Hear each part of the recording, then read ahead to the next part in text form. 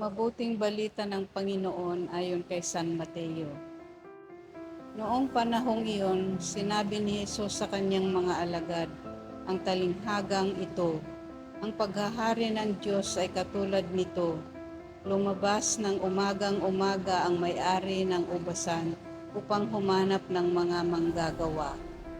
Nang magkasundo na sila sa upa na 1 denaryo maghapon, sila'y pinapunta niya sa kanyang ubasan.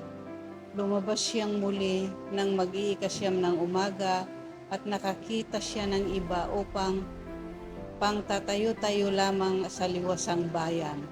Sinabi niya sa kanila, "Pumaroon din kayo at magtrabaho sa aking ubasan at bibigyan ko kayo ng karampatang upa." At pumaroon nga sila.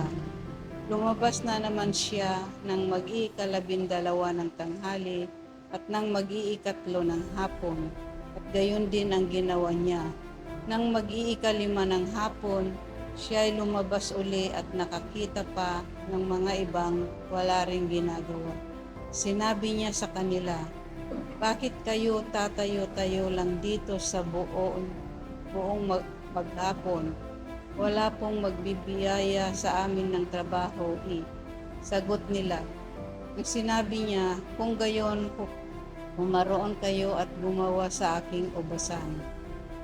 Pagtatakip silim, sinabi ng may-ari ng ubasan sa kanyang katiwala, "Tawagin mo na ang mga manggagawa at sila'y upahan, magmula sa huli hanggang sa buong nagtrabaho." Ang mga nagsimula ng mag-iikalima ng hapon ay tumanggap ng tig-1 denaryo. Lumapit ang mga nauna. Inakala nilang tatanggap sila ng higit doon. Ngunit ang bawat isa ay tumanggap din ng 1 denaryo.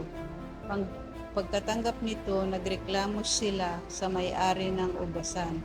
Sabi nila, "Isang oras lang pong gumawa ang mga huling dumating, samantalang maghapon kaming nagpagal at nagtiis ng nakapapasong init ng araw.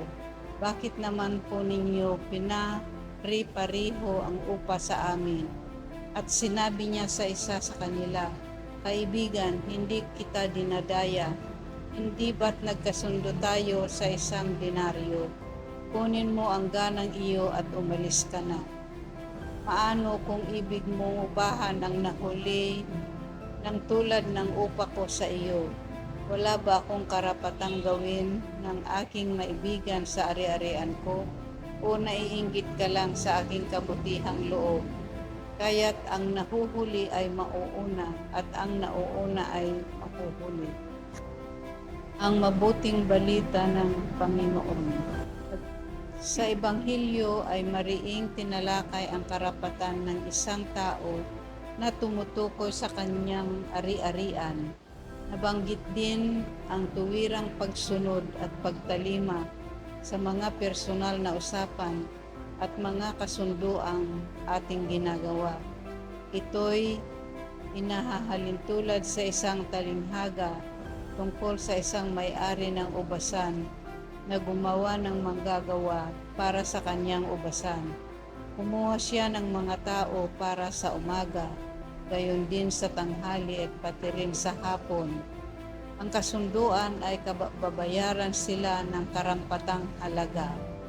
At nang babayaran na sila, nagreklamo ang iba, lalo na yung mga dumating ng maaga, dahil halos pari-pariho lang ang kabayarang kanilang natanggap doon sa mga taong dumating ng hapon. Nang babayaran na sila, nagreklamo ang iba, lalo na yung mga dumating ng maaga, dahil halos lahat pari-pariho lang ang kabayarang kanilang natanggap doon sa mga taong dumating ng hapon.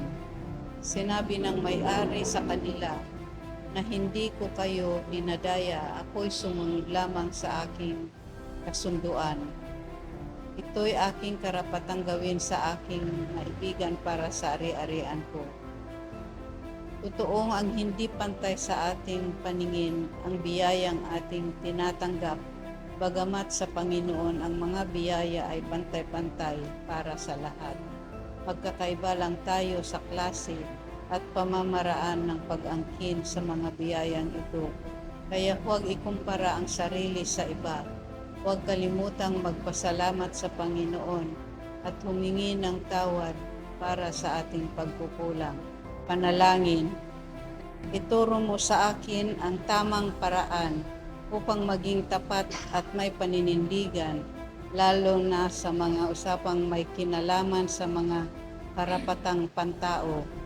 Ilayo mo sa akin ang galit at inggit at iwasan ang pagkumpara ng aking sarili sa iba. Alam ko hindi man pantay ang katayuan namin sa buhay. Ang biyaya ng Diyos ay pantay-pantay para sa lahat. Samot dalangin ko na ang lahat ng hinihiling ko ay pagkakaloob mo at makamit sa darating na panahon. Muli maraming salamat po.